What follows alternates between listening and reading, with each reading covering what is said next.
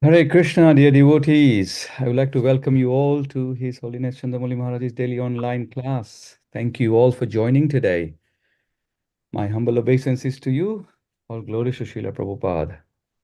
Hare Krishna Maharaj, my humble obeisances to you. All glory to Srila Prabhupada. Maharaj, we have today in the UK, we have the Nirjala Ekadashi. So would you like to continue with the Srimad Bhagavatam series, or would you like to talk about any other subject matter? Bhagavatam. Okay. Thank you, Maharaj. Can you read the verse? Yes, Maharaj. It's Srimad Bhagavatam, Canto 1, Chapter 19, verse number 8.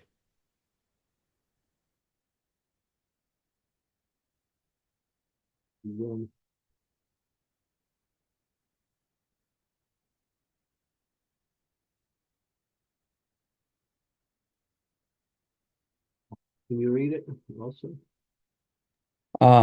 Yes, Maharaj.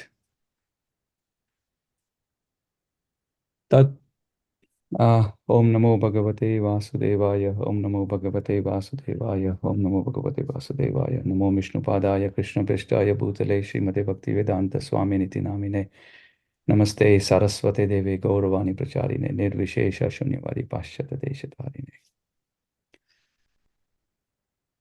Tatro tat, Tatro Pajang Bhurbhuvam Punana Mahanubhava Munaya Sashishyaha Prayena Tirtha Bhigma Padeshehe Swayam Hi Tirthani Punanti Santaha.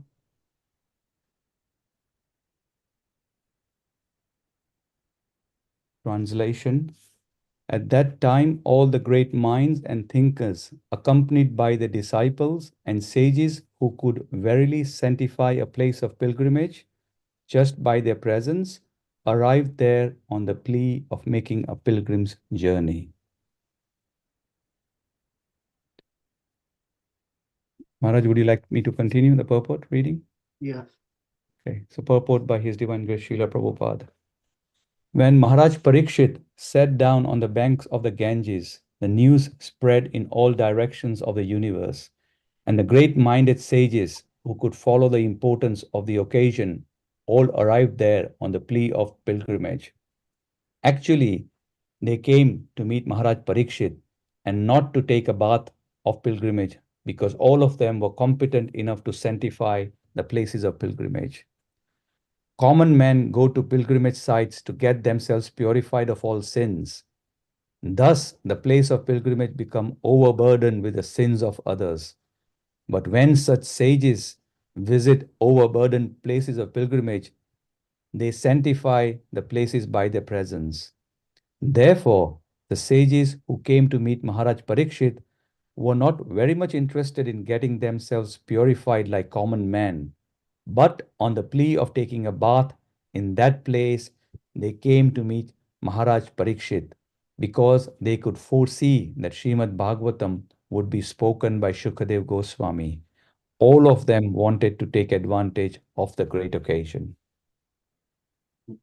Om Gyan Timiram Dasya Gyananjana Salakaya Chakshuritam Yena Tasmai Shri Gurave Namaha Om Vishnu Padaya Krishna Prastaya Bhutale Srimati Bhakti Vedanta Swamini Tinamine Namaste Saraswati Deve Gauravani Pacharine Nirvisesa Sunyavadi Vastyatya De Satarine Vanshakalpa Tarubhischa Kripa Sindhu Paiva Chapatikalam Pavane Byo Vaishnavi Byo Namaho Namaha Sri Krishna Chaitanya Prabhu Nityananda Sri Advaita Gadadhar Srivasadi Gaur Bhaktivinoda Hare Krishna Krishna Krishna Hare Hare Hare Rama Hare Rama Rama Rama Hare Hare.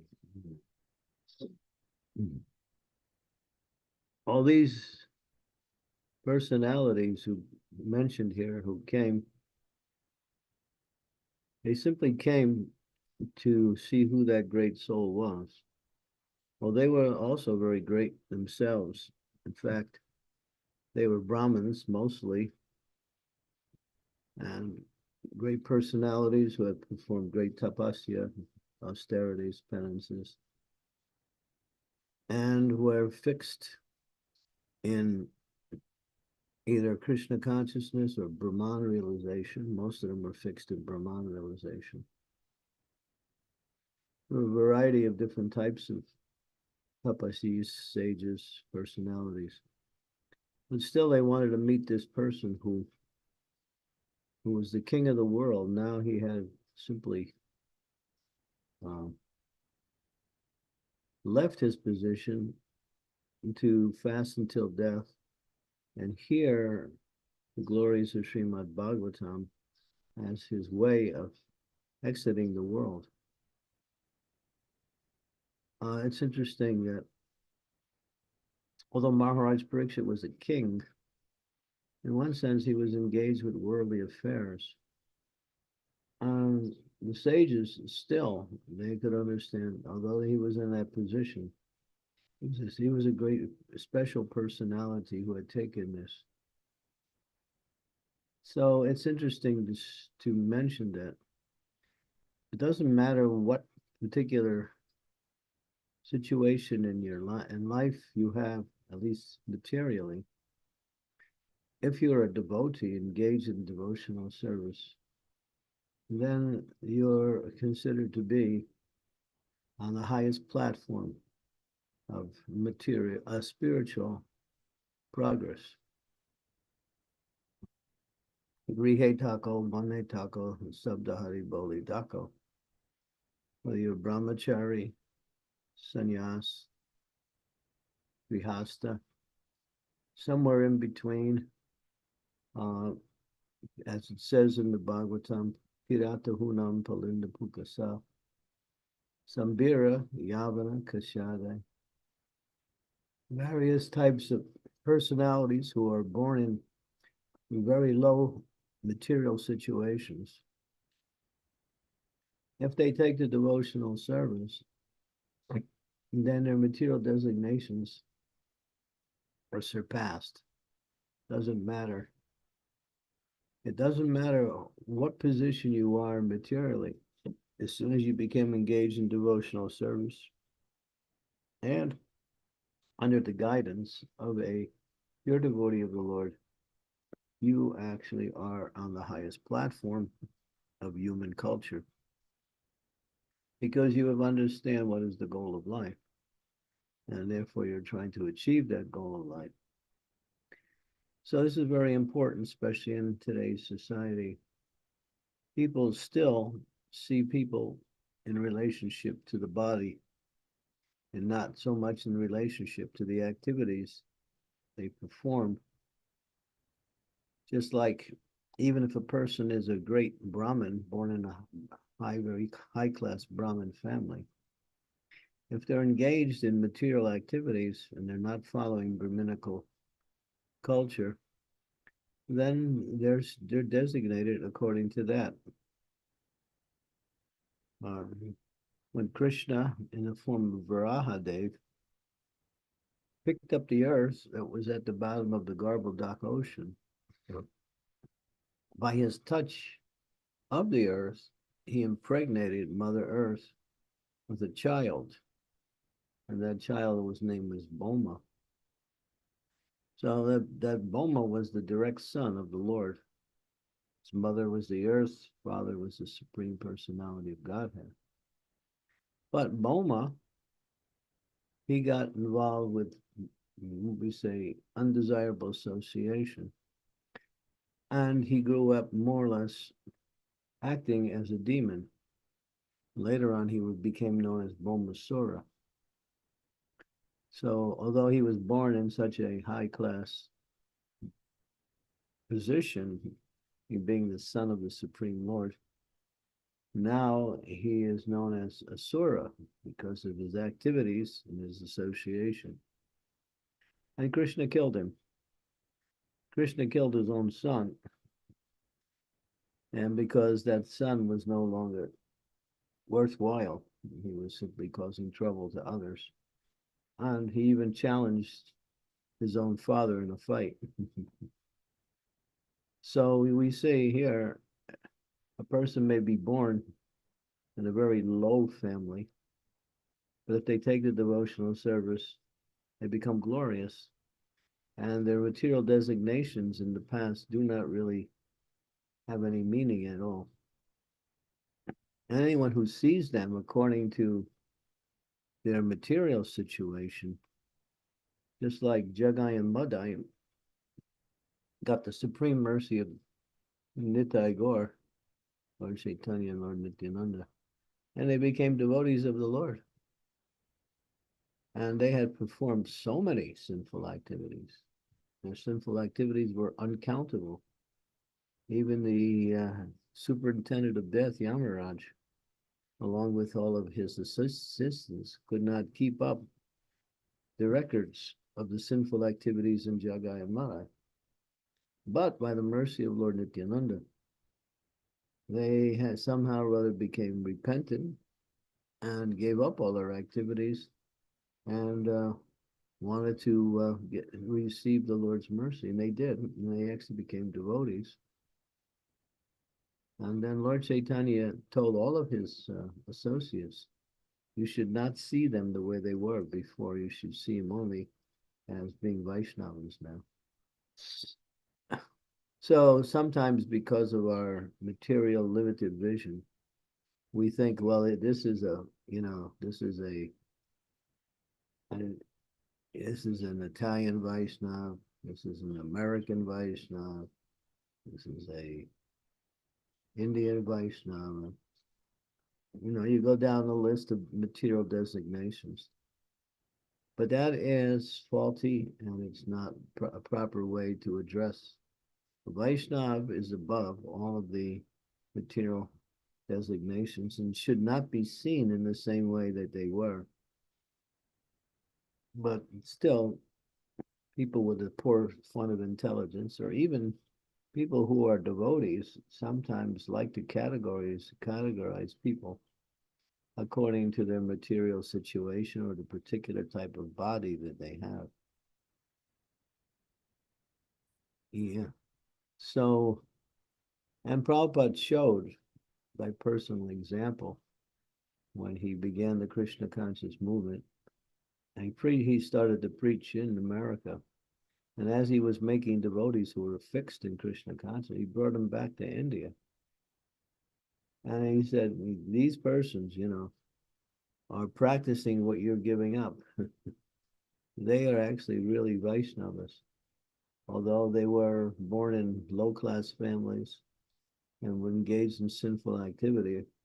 Now they're actually serving the Supreme Personality of Godhead, and they have no more attachment for material activities. So Prabhupada wanted to show, at least the culture of India, how a person becomes transformed by the process of devotional service. Just like we preach in jails. And so these people are considered to be outcasts by society, and they're being restricted and punished by the society because of their activities. But now in jail, they're reading Prabhupada's books and chanting the holy name, and they're becoming actually humble through the process of devotional service.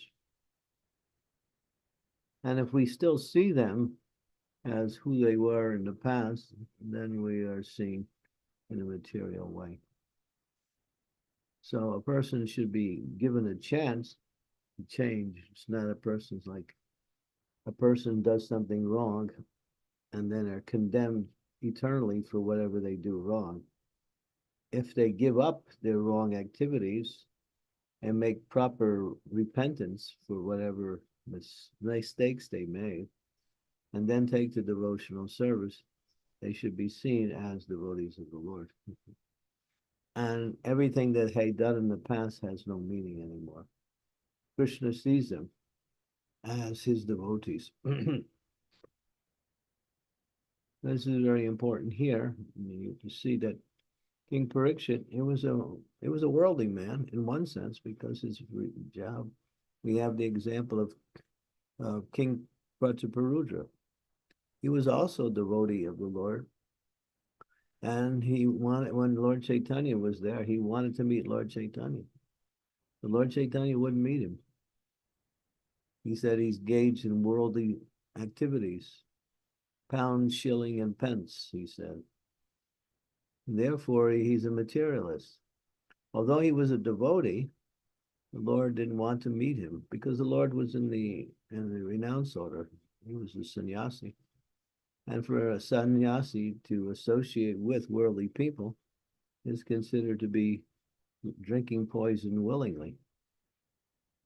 The Lord Chaitanya wouldn't meet him, but the devotees under Lord Chaitanya were always trying to help King Prataparudra get closer to Lord Chaitanya.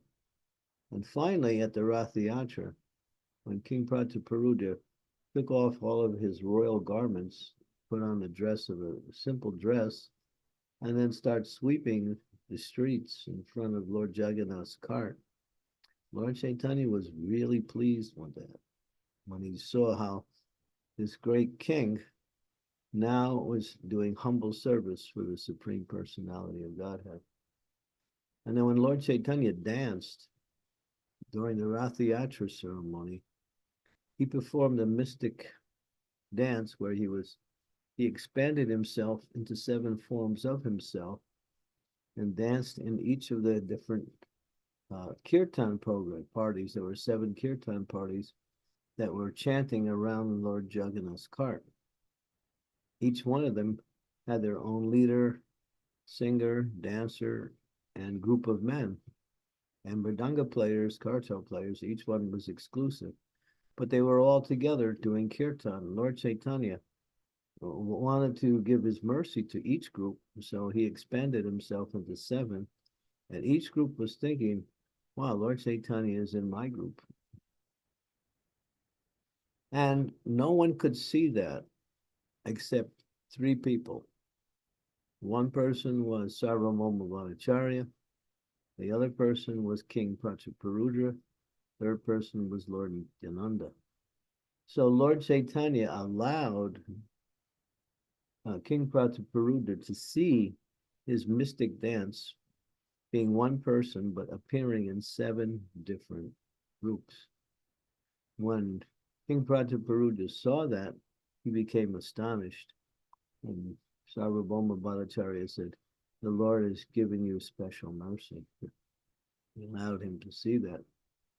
And then later on, of course, after Lord Chaitanya finished the kirtan, he was tired. He went to the Jagannath Vallabha Gardens to lay down and rest. And this was the opportunity to get the mercy of Lord Chaitanya.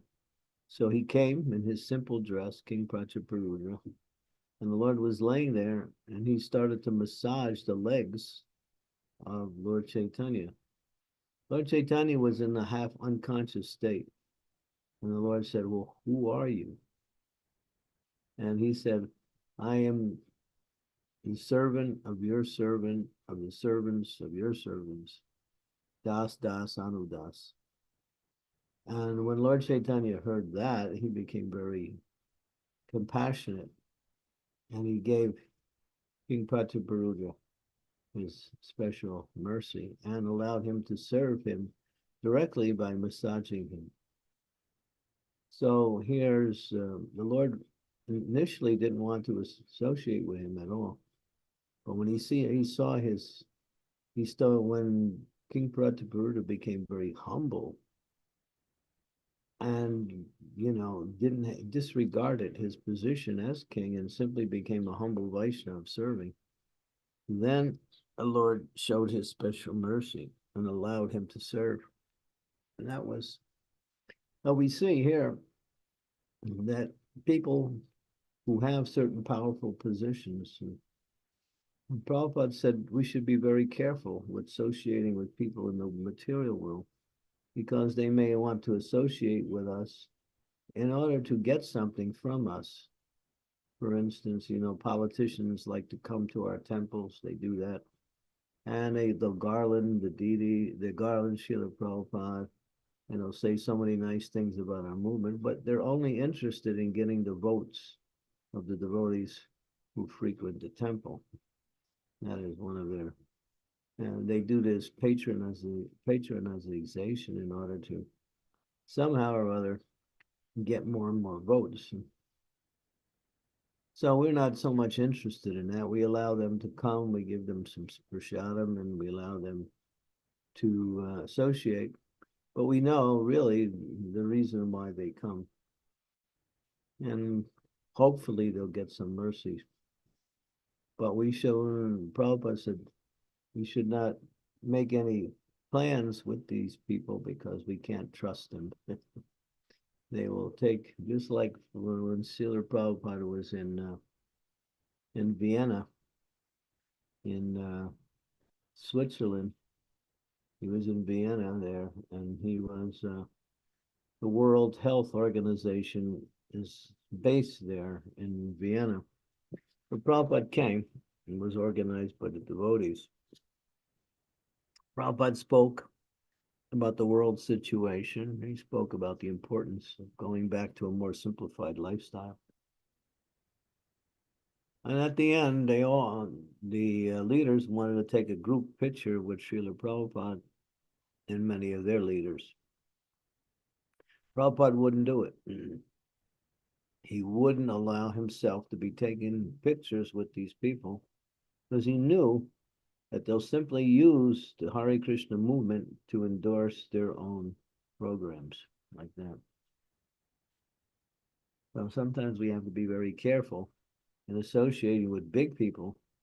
They may seem like they're very friendly and like what we have, but they want to take advantage of us or do something that will cause them to restrict us later on. So Prabhupada said, be careful when you associate with such persons. Don't develop friendly relationships. Keep it very business-like. Business-like.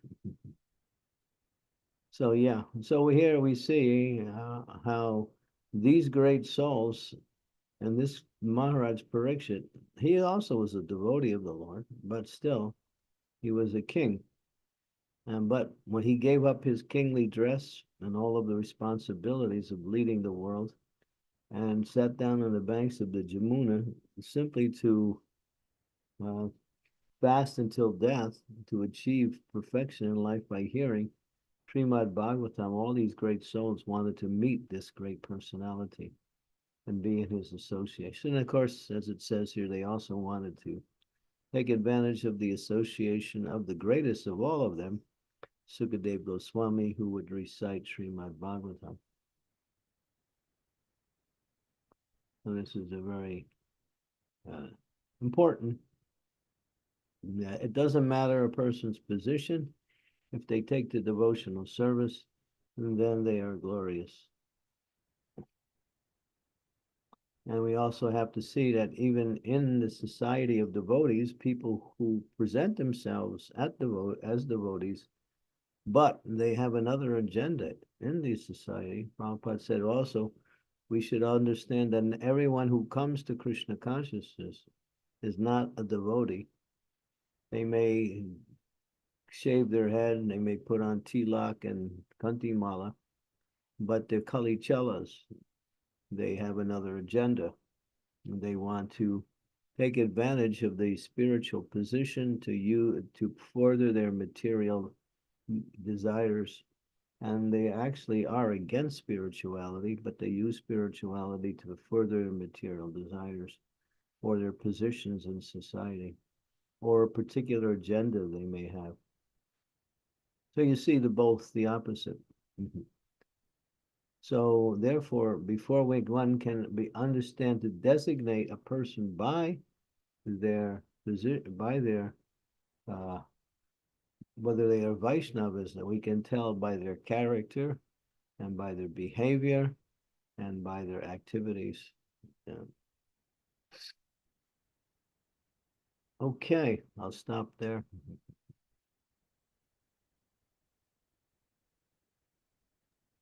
Hare Krishna Maharaj, thank you. So, dear devotees, we can now open up for Q&A. You can ask your question by raising your hands, and before we do that, one humble request. If you can turn on your cameras, we can make this session more interactive. That would be appreciated. And you can ask your question by raising a hand or putting your question in the chat window if you're not able to talk, and I can read it out on your behalf. So thank you very much.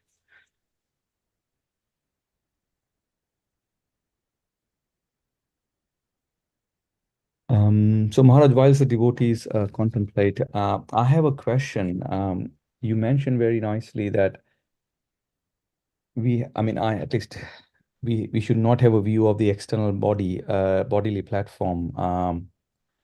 But then we also see that sometimes, and I also do that many times, and I need your guidance because sometimes when we speak about devotees, we might say Indian-bodied devotees or Western-bodied devotees or black-bodied devotees, and sometimes I refer in that way. What should be the right way of approaching, or I should not use that terminology, Maharaj? Now, Prabhupada talked about that. He said we shouldn't refer to people according to their material designation. They're considered to be devotees or Vaishnavas. Okay. Yeah. And we categorize them by the Vaishnav category is not within the designation of material labels. Vaishnav is a Vaishnav, a devotee is a devotee. They shouldn't be seen according to the material aspect of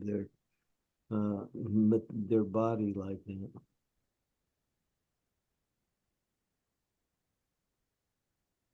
And if we refer like that, that means we're still seeing in that way.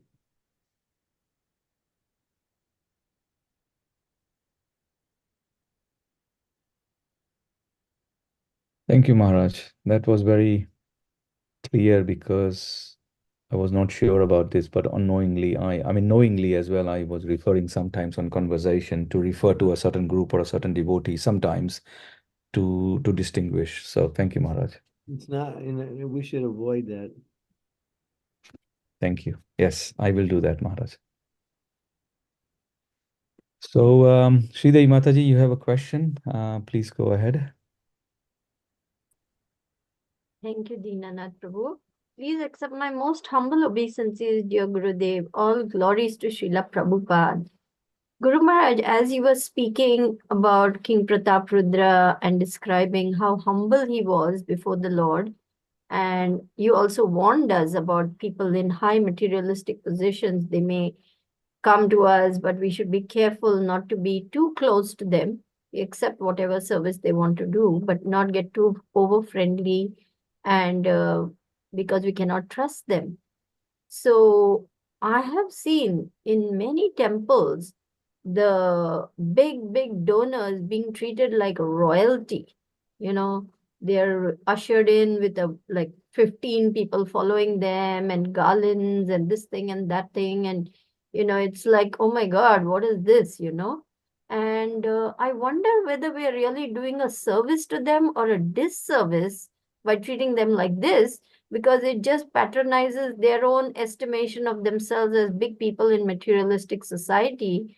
We are here to give them something, not take from them, is my understanding. Prabhupada said, I'm not come to beg anything from you. I've come to give you something.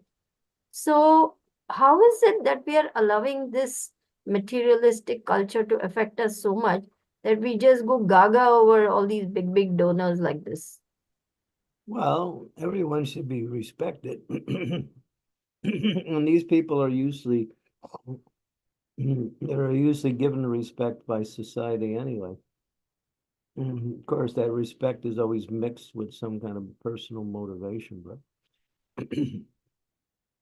but Prabhupada was in France one time, and The one very exalted French leader came to see Prabhupada. And he was with Prabhupada was there with the assembly of his devotees, and there were other French leaders who were around Prabhupada. So when this really high person came in, they all stood up, and Prabhupada didn't stand up.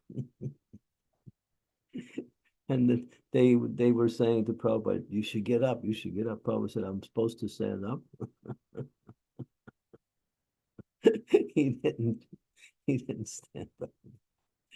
Because a pure devotee like Prabhupada is way beyond all of these people. So that was an incident. And of course, we shouldn't disrespect these people, but we should give them respect. And we always go out of our way because they are used to that. But we should also, we can do that. We can give them a little extra, what we say, attention, and also a welcome in that way. And that's fine. But then again, we should understand that many of them are coming because they want to gain something from our society using the spirit. They want to, if they're politicians, they're looking for more votes or popularity. Or they're also maybe want to have some certain prestige. Or they may actually be actually interested in what we have, but it's in a token way. So I don't think it's wrong that we give them maybe a little extra respect because that's what they're used to. But we should be very careful not to develop a certain intimacy in such a way that they will start to dictate to us what we should be doing. Like sometimes devotees go, when they have problems with their management, they want to go outside to management schemes that are given by the secular society in order to prove their management. We can use the schemes, but we don't want to be governed by the people who initiate these programs, because sometimes they want to manipulate our way of doing things to make it more materially successful, and they don't know the spiritual aspect, and they'll not only overlook it, but they won't even consider it. So we just have to be careful, respectful. Devotees are respecting everyone. We used to respect even an ant. The devotee with this gives respects to all.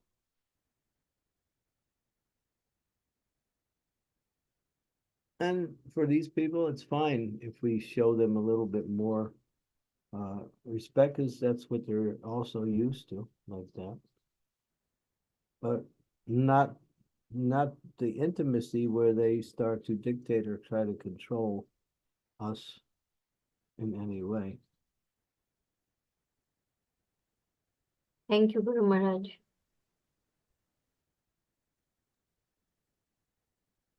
Thank you, Mataji. Devotees, any other, questions, comments, realizations, this very important Siddhanta topic. Maharaj, I had a query over what you mentioned. We also see many institutions. I mean, ISKCON is an authorized sampradaya, is quite big, and many institutions, good and bad. When I say good, meaning authentic and non-authentic. But the question is really related to non-authentic institutions or gurus. They want to promote their own authenticity by either standing in the stage and having photos, or they are constantly inviting the ISKCON devotees to attend their programs.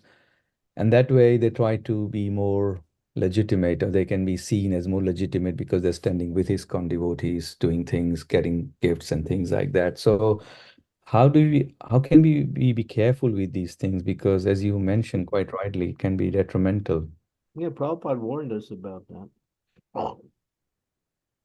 He didn't stand for a picture of the World Health Organization because he knew they would use it to promote their own program by saying that the Hare Krishnas also endorse us. They'll look for support from other groups through these photos or various types of meetings.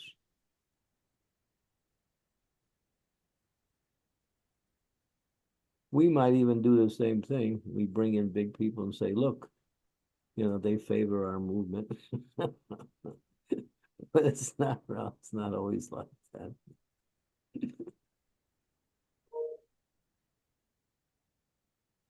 For instance, the devotees did the program with the World Economic Forum a little ways back. It's an interfaith program.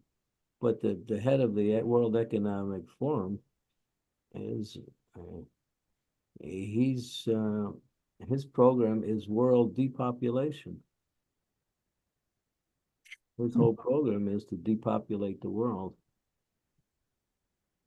There's too many people in the world. We have to have programs for reducing population. So we got connected to that, and you can see it. A person like that, we don't want to align ourselves with people who have that kind of agenda,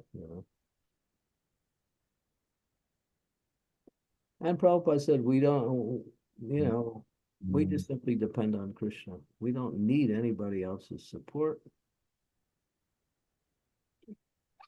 We should live according to how Prabhupada taught us and depend on Krishna for everything. We can take support as it's offered when there is no, what we say,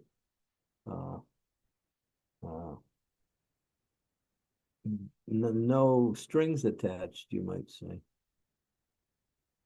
We have to be careful, very careful, because we don't want to water down our philosophy or our practice by associating with people who are Mayavadis or Brahma, people who practice some type of religion, but at the same time, their religion is about worldliness, about being success in the world.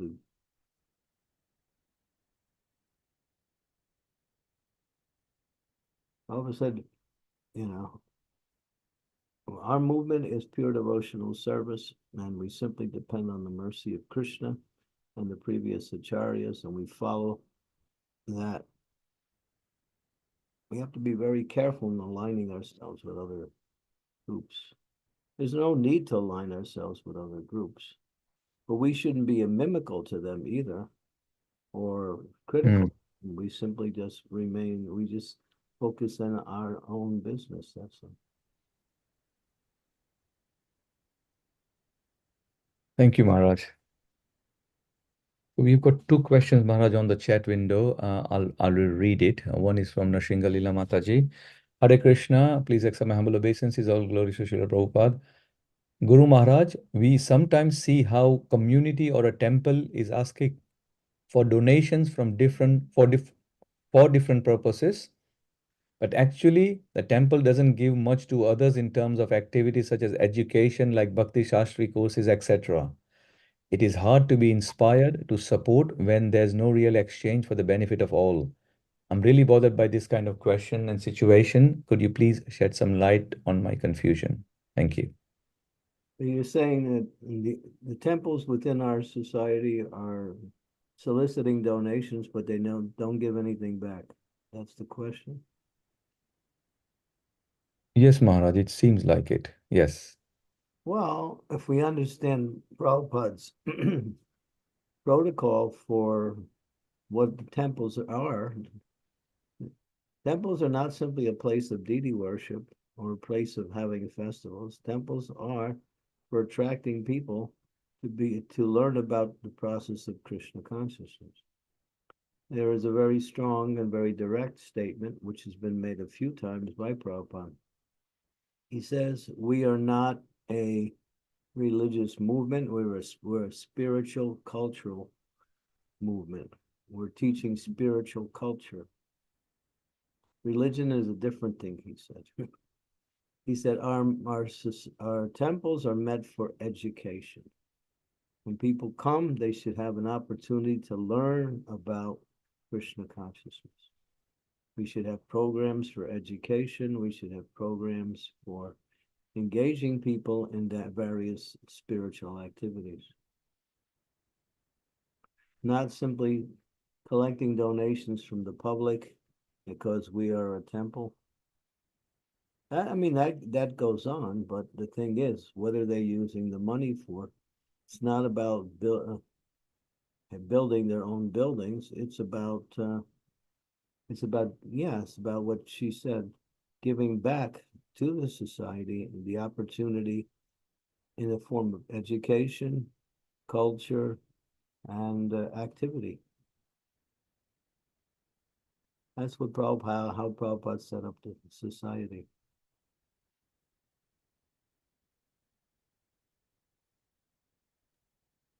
Deity worship is there. We have deity worship and should be very nice done, but it's not the main thing in our temples. The main thing is preaching. We're not preaching, we're not following Prabhupada's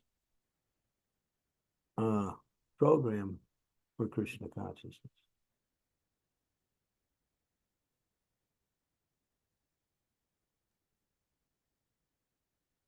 Thank you, Maharaj. So, Maharaj, just one comment or question from my side before we go to Rishabh Prabhu's question.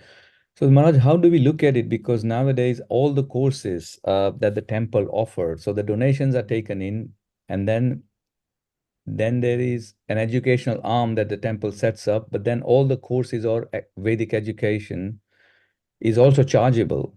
So there is also a revenue aspect and focus to generate revenues from those ventures. So apart from the morning class, there is nothing free. That's a very controversial subject. Sorry, Maharaj. Yeah, it's something that's evolved. It wasn't like that before. So I'm not going to get into management right now. Okay, sorry. So we can. It's not my business to try to criticize the management of a temple, but I'm just telling you what the temples are for, according to Prabhupada's thing. How they want to manage it, that may be up to them, and there's many considerations. So if you're involved with that type of activity, then you can speak and try to adjust things accordingly. But I'm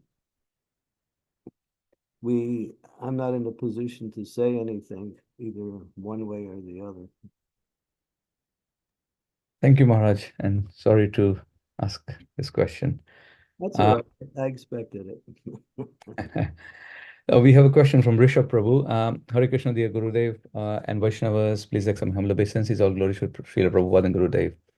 I'm very fascinated with Krishna's power to be manifested in many places with different devotees without others knowing it.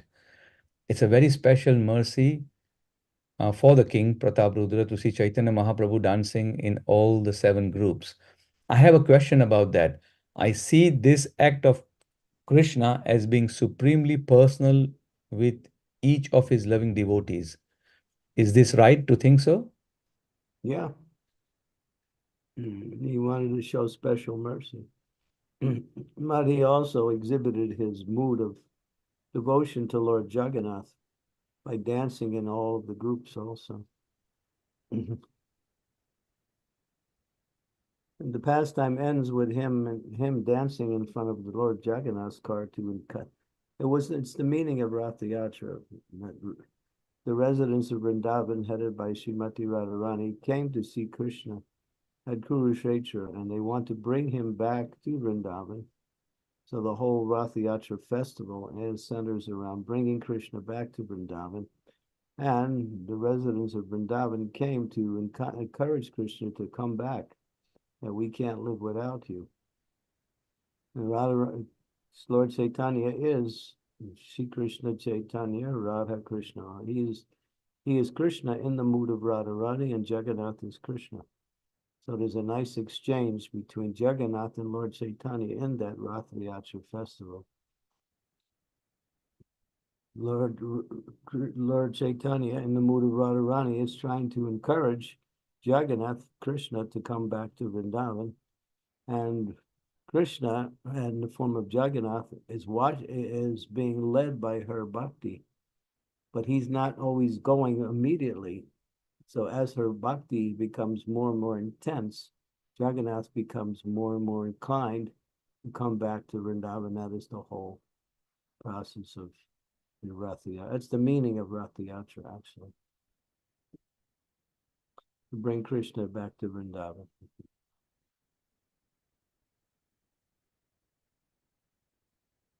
I left out a few points, but that's the essence anyway.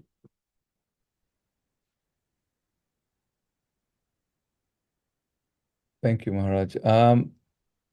So then another question from Rishabh Prabhu. This is off topic. He's saying that are there demons in Krishna Loka? Because he has heard sometimes you saying yes and no. So probably if you can clarify. Prabhupada said there's no demons in Krishna Loka, but there's a semblance of the idea of demons being there just to carry out those particular leelas. But they're not demons.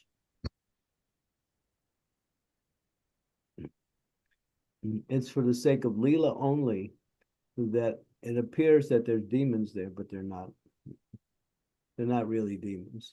They're simply playing that role in order to enhance Krishna's leelas in Goloka Vrindavan. Because demons can't get into Goloka Vrindavan. Even materialists can't get in. Even people who have one desire for material happiness can't get in. It's the pure realm of pure love. So there's no question of demons being there. But for the sake of Leela, it appears that they are there just to enhance Krishna's pastimes, that's all. So there's an appearance of demons, but no demons.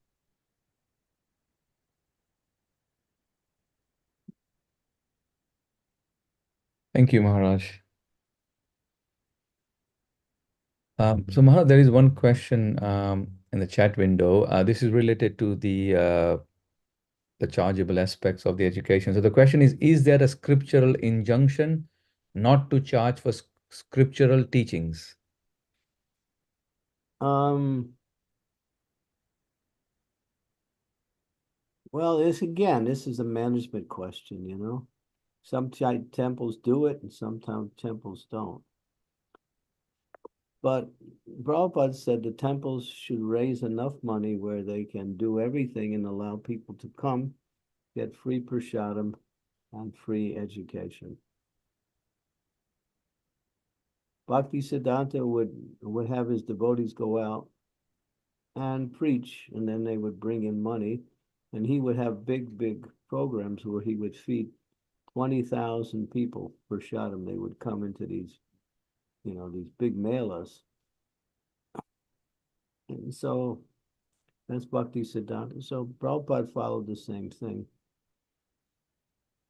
Charging is not really what Prabhupada encouraged us to do, but he said the temples should be able to raise enough money so they can facilitate all of the needs when people come for education. And so that's basically what he said. How much he emphasized that, I don't really know, because there's some questions that there are temples that do charge, others don't charge. It's like that.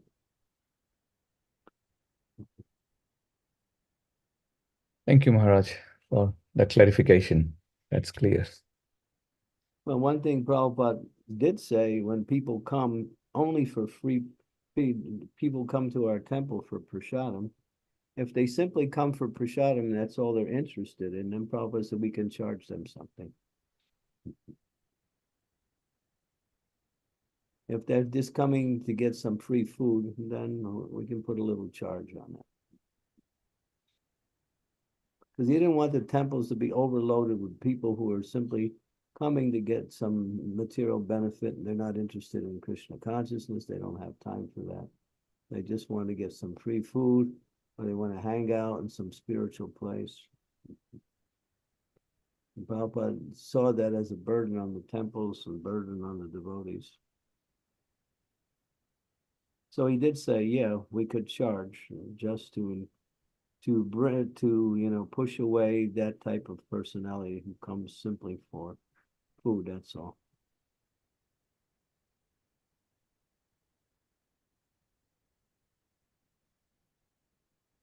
Thank you, Maharaj. So, any questions, comment?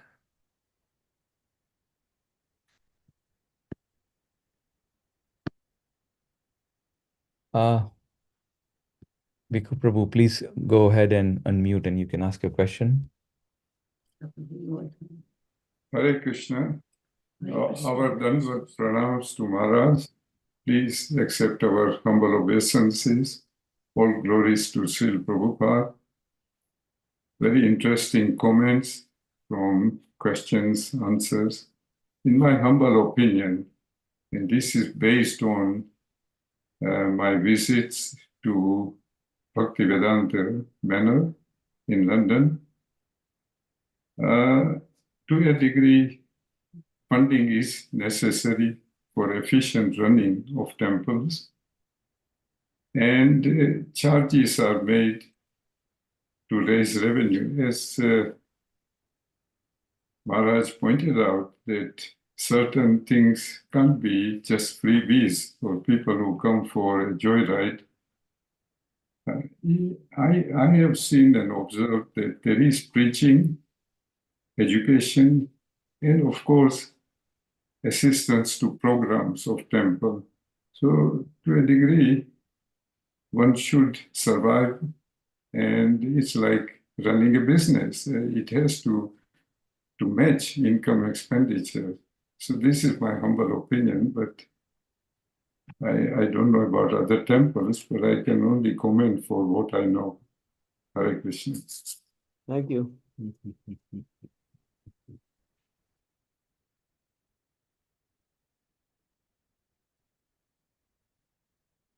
Thank you.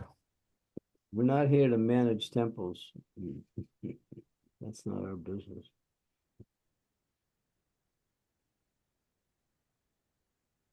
We just make certain statements, and then things have to be understood, time, place, and circumstance. Not everything is an absolute principle where it applies across the board. One has to see the situation and understand from that point of view.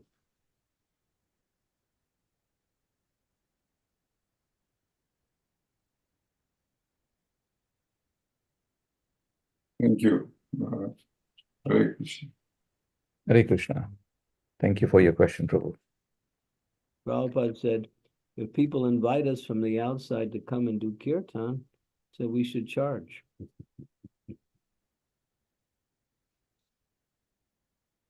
You can find that statement. If they invite us to come and do kirtan, we should, if it's a group, an outside group who invite us to come to do kirtan, she said we should charge for that.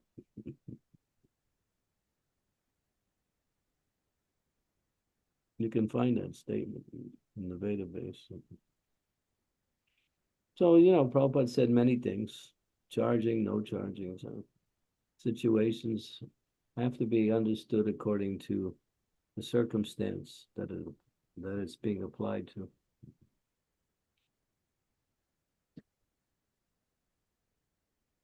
Okay, so we can stop here. Yes, Maharaj. Thank you, Maharaj. Vancha kalpatarubhyascha kripa sindhubhya eva cha patitanam pavanebhyo vaishnavebhyo namo namaha samaveta bhakta vrinda ki jai Granth Srimad Bhagavatam ki jai Srila Prabhupada ki jai. Thank you very much for